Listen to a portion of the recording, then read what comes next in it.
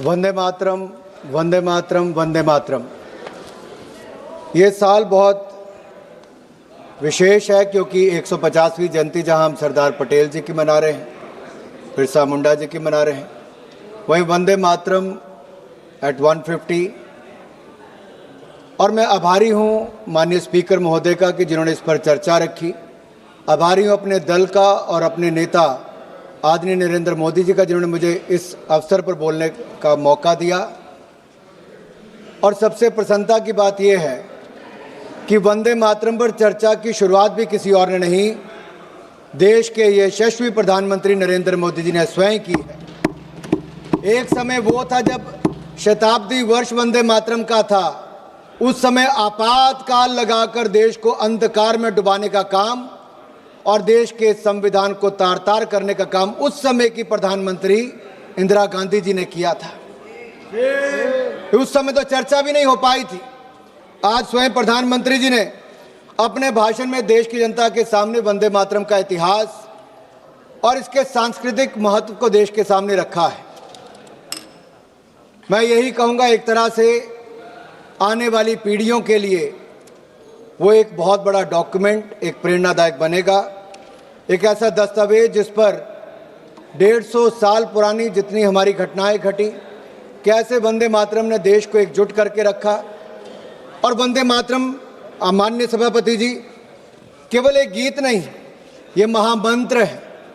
और मैं तो आप सबके सामने कहना चाहता हूं कि वंदे मातरम कोई धार्मिक गीत नहीं है, किसी व्यक्ति, दल या किसी राज्य का गीत नहीं। वंदे मातरम राष्ट्र की आत्मा का गीत है। वंदे मातरम भारत के गौरव का गीत है। वंदे मातरम भारत की आशाओं आकांक्षाओं का सुरमई गीत है। भारतीय संस्कृति और विरासत का प्रतीक है। वंदे मातरम सिर्फ गीत नहीं बल्कि राष्ट्रीय प्रेम की रीत है और इसलिए कांग्रेस इससे भयभीत है। और भयभीत तो इतनी है साहब कि जब इसकी चर्चा शुरू हुई, माननीय प्रधानमंत्री जी सदन में थे, तब भी जिस परिवार को दशकों तक इस देश में नेतृत्व करने का मौका मिला, उसके 2 सदस्य सदन में ही उपस्थित नहीं थे। इतना भय, या मैं तो कहूंगा पंडित नेहरू जी ने तो वंदे मातरम को छांट दिया था, काट दिया था, उसके बाद देश को बांट दिया था। उन्होंने 2 स्टैंजा तक सीमित कर दिया था। राहुल जी ने केवल 1 लाइन गाने के लिए मजबूर कर दिया था। आज जब चर्चा हुई तो दोनों गायब ही रह गए। लेकिन मैंने सुना है अभी गलियारों में चर्चा थी कि शायद पिछले 5 दिन से प्रियंका जी मेहनत कर रही हैं, याद कर रही हैं, आज पूरा वंदे मातरम, पूरा सभी स्टैंजा बगैर पढ़े यहां पर गाने वाली है। मैंने सुना, बाहर चर्चा चल रही थी ऐसी। अब उसका भी इंतजार रहेगा। जो इतने महापाप किए हैं, अब महापाप का प्रायश्चित करने का समय भी आ गया है। वंदे मातरम के जो हिस्से जो पंडित जवाहरलाल नेहरू जी के कहने से काटे गए थे, उन हिस्सों के बड़े किस्से हैं।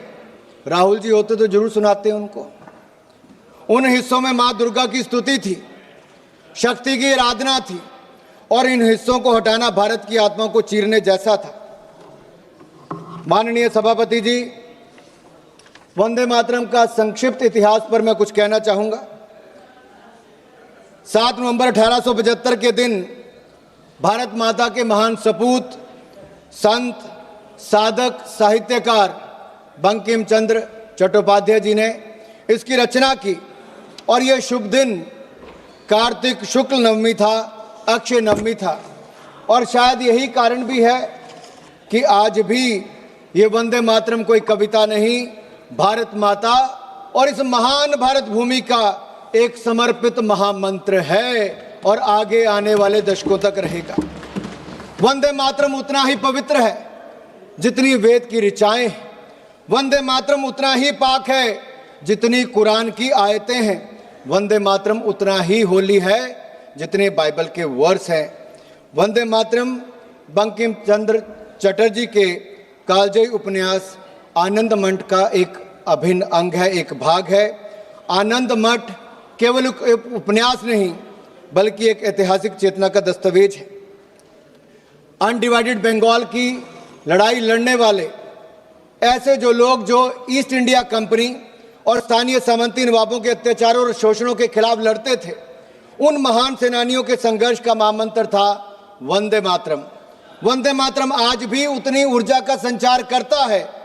फिर भी जिन लोगों के दिमागों के दरवाजे बंद हैं, अपनी बुद्धि और विवेक पर जिन्होंने कट्टरपंथ का ताला लगा रखा है और जिन्होंने कट्टरपंथ का ताला लगा रखा है, उनके लिए उन्हीं की भाषा में मैं कुछ कहना चाहता हूं जो एक अनाम कवि ने लिखा है। 4 लाइन साझा आपसे करता हूं कि वंदे मातरम है क्या। कौम के खादिम की है जागीर वंदे मातरम, मुल्क के वास्ते है आकीर वंदे मातरम, मुल्क के वास्ते अक्सीर वंदे मातरम, जुल्म से गर कर दिया खामोश मुझको देखना, जुल्म से गर कर दिया खामोश मुझको देखना, बोल उठेगी मेरी तस्वीर वंदे मातरम वंदे मातरम। अध्यक्ष महोदय एक बहुत बड़े बंगाली साहित्यकार, इस्लामिक स्कॉलर हुए रियाजुल करीम, उन्होंने एक किताब लिखी थी, एक लेख लिखा था इस्लाम और वंदे मातरम। मैं इस्लाम इसलिए कह रहा हूं कि मुझसे पहले के कांग्रेस, डीएमके और अन्य वक्ताओं ने कहा कि मुस्लिम इसके विरोधी थे। नहीं साहब, मैं इसकी सच्चाई पर आपके प्रकाश डालना चाहता हूं। उन्होंने वंदे मातरम के समर्थन में एक लेख लिखा, इस्लाम और वंदे मातरम। रियाजुल करीम ने लिखा कि साजिश के तहत वंदे मातरम का विरोध शुरू करवाया गया ताकि मुसलमानों को स्वतंत्रता संग्राम के आंदोलन से धीरे धीरे हटा दिया जाए। रियाजुल करीम ने लिखा कि वंदे मातरम वह गीत है जो गीत गूंगों को जबान दे दे, जो कमजोर दिल के थे उनको साहस दे दे, जो सन्यासी विद्रोही हो या भारत का स्वतंत्रता संग्राम या फिर देश के लिए सीमाओं पर लड़ने वाले जवान हो, वंदे मातरम के उद्घोष से ऐसा जोश पैदा होता हो कि मुर्दों में भी जान फूंक दे, मुर्दों में भी जान फूंक दे। बढ़ते कदम रुक जाते हैं, सर तन जाते हैं गरूर से, बढ़ते कदम रुक जाते हैं, सर तन जाते हैं गरूर से, कान में पहुंची जहां झंकार वंदे मातरम वंदे मातरम। जिन लोगों ने वंदे मातरम के विरोध के बहाने मुसलमानों को स्वतंत्रता आंदोलन से अलग करने का प्रयास किया, आज वो देश के विकास में और विकसित भारत के इस सोच के साथ भी उनको जोड़ने के लिए या उनसे अलग हटने का प्रयास कर रहे हैं।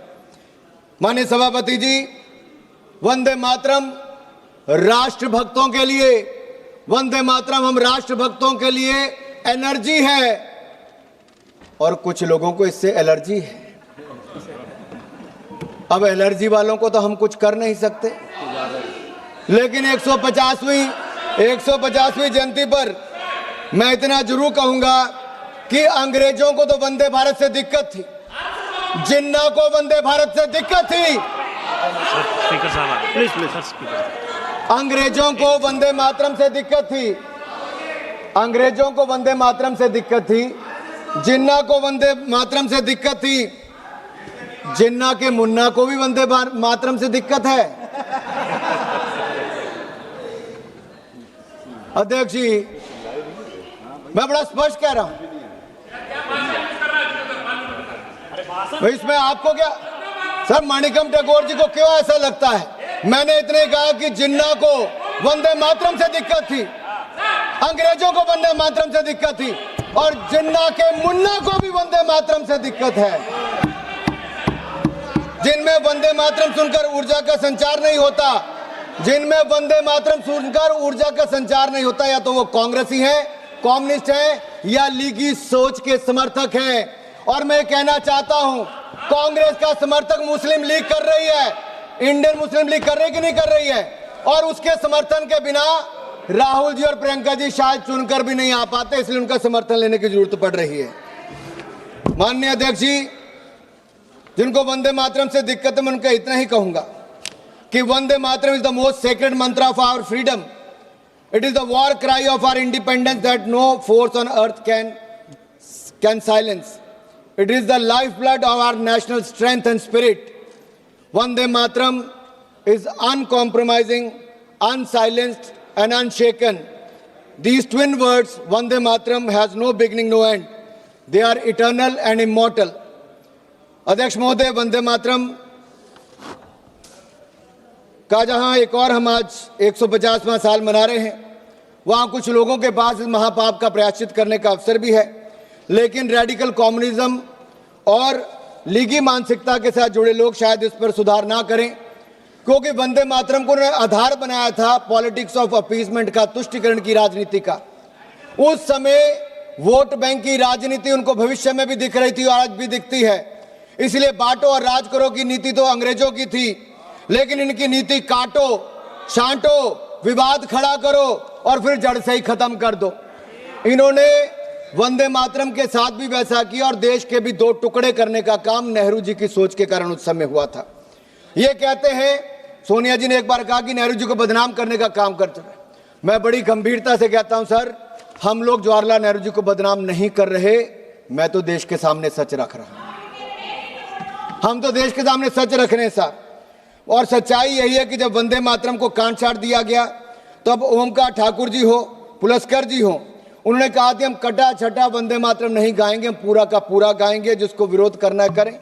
केवल 2 स्टंजों तक इन्होंने सीमित कर दिया, टुकड़ों में देश को बांट दिया।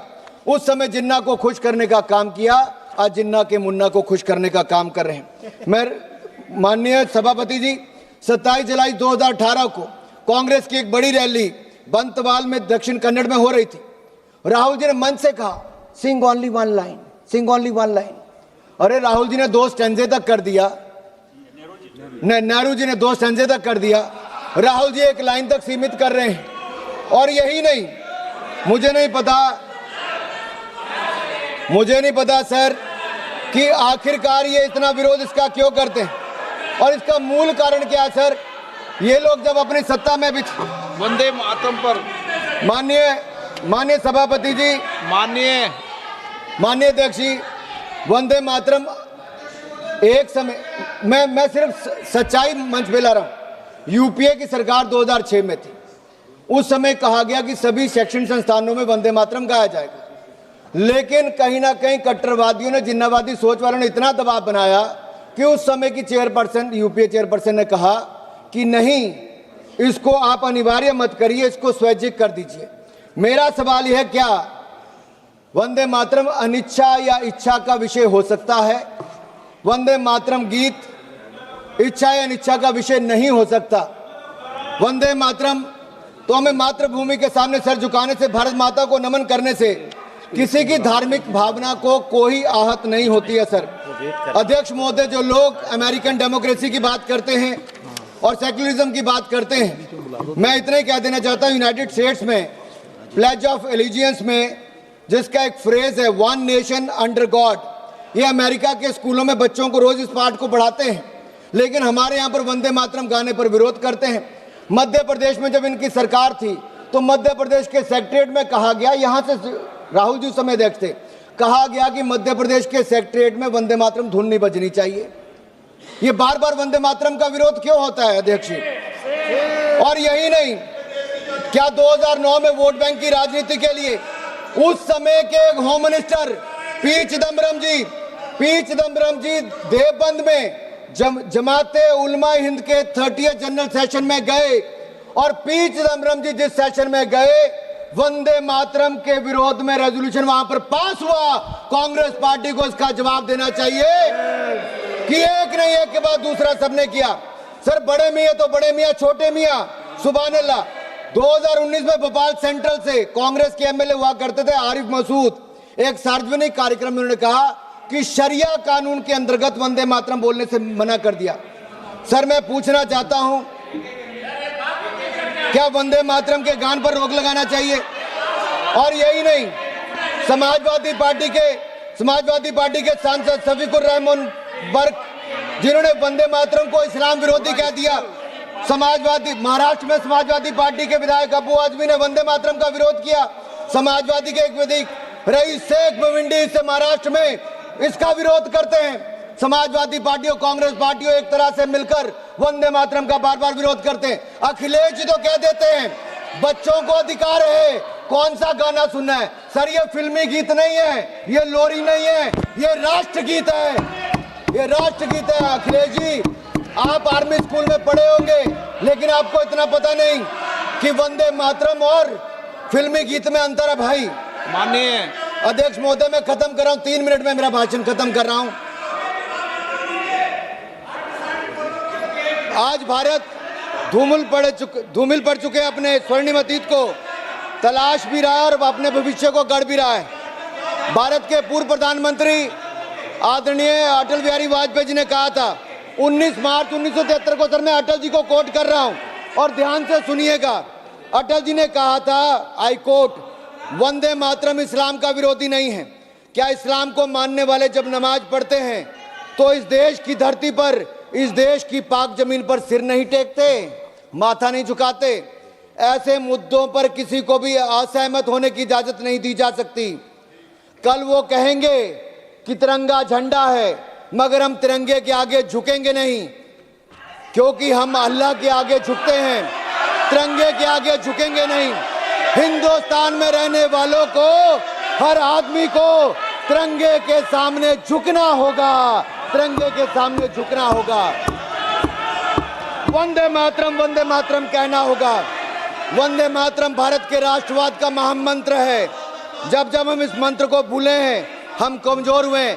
आजादी के अमृत महोत्सव में प्रधानमंत्री मोदी जी ने केवल एक परिवार नहीं, जितने लोग आजादी के साथ जुड़े थे, स्वतंत्रता संग्राम के साथ जुड़े थे, प्रधानमंत्री नरेंद्र मोदी जी ने उनके बारे में गांव-गांव में बताया।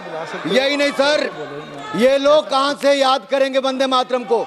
इनकी सरकारों के समय तो यासीन मलिक को बिरयानी परोसी जाती थी प्रधानमंत्री के घर पे, उसी यासीन मलिक को पाकिस्तान भेजा जाता था। अरे बाटला हाउस कांड के आतंकवादियों के घर जाकर सोनिया गांधी जी रोती थी। मैं यही नहीं, अध्यक्ष जी मेरा एक आखिरी बात करके मैं अपनी बात को समाप्त कर रहा हूं, क्योंकि ये जरूरी इसलिए भी है सर, अगर नहीं पूछूंगा तो अधूरा रह जाएगा। मैं बस 1 मिनट में सर खत्म कर रहा हूं, बस सर 1 मिनट में।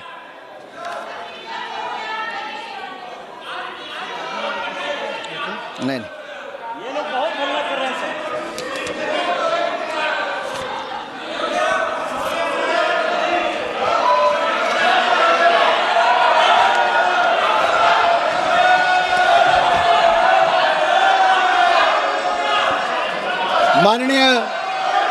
माननीय अध्यक्ष जी, अगर 1896 में अगर 12वें कलकत्ता में कांग्रेस के 12वें अधिवेशन में रविंद्रनाथ टैगोर जी ने गाया था और उसमें एक मुस्लिम रहमतुल्लाह एम सयानी ने उसकी अध्यक्षता की थी, क्या तब ये मुस्लिम विरोधी नहीं था?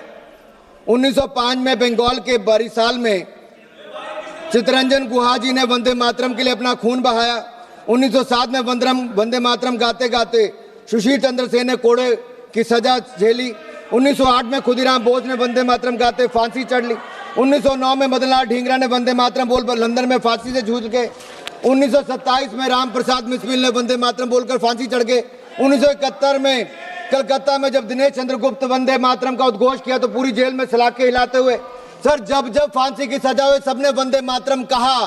देश को आजादी भी दिलाई, जितनी लाठियां चली उससे ज्यादा दुगनी आवाज वंदे मातरम के जय घोष से हुई। आज 150वीं जयंती पर इस सदन से भी वो आवाज गूंजनी चाहिए। मैं कहता हूं वंदे मातरम, वंदे वंदे वंदे वंदे वंदे। सर यही हमें कहना है, हमें इसको सर मेरा इतना ही कहना है कि ये बार बार मानिकम जी कितना विरोध वंदे मातरम का करोगे? मानिकम जी कितना विरोध वंदे मातरम का करोगे? अध्यक्ष महोदय एक सवाल पूछ के मैं अपनी बात खत्म, आखिरी सवाल है, आखिर वो कौन सी मानसिकता है जिस एक शब्द, जिस कविता ने राष्ट्रवाद का ज्वार पैदा कर दिया अंग्रेजों से लड़ने के लिए, आज चंद लोग उसका विरोध करते हैं। जिस वंदे मातरम पर हजारों स्वतंत्रता सेनानियों ने देश के लिए अपने जान न्यौछावर कर दी, आज उससे दिक्कत है। जिस वंदे मातरम की धुन विश्व कवि रविंद्रनाथ टैगोर ने दी, उससे दिक्कत है। जिस वंदे मातरम को गाया लता दीदी ने उससे दिक्कत है, ए.आर. रहमान ने जिसको माँ तुझे सलाम में जगह दी उससे दिक्कत है, जिस वंदे मातरम चंद्रशेखर आजाद, सरदार भगत सिंह, मदन लाल ढींगरा, वीर सावरकर, राम प्रसाद बिस्मिल जैसे क्रांतिकारियों का अभिवादन था उससे दिक्कत है, जिस वंदे मातरम का नारा लगने की वजह से हेडगेवार जी को स्कूल से निकाला गया उससे दिक्कत है, जिस वंदे मातरम के समर्थन में लेख छपने के कारण लोकमान्य बाल गंगाधर तिलक को देश निकाल मिला उससे दिक्कत है, जिस वंदे मातरम को राष्ट्रगीत का सम्मान प्राप्त हुआ उससे दिक्कत है। आपको दिक्कत किससे है?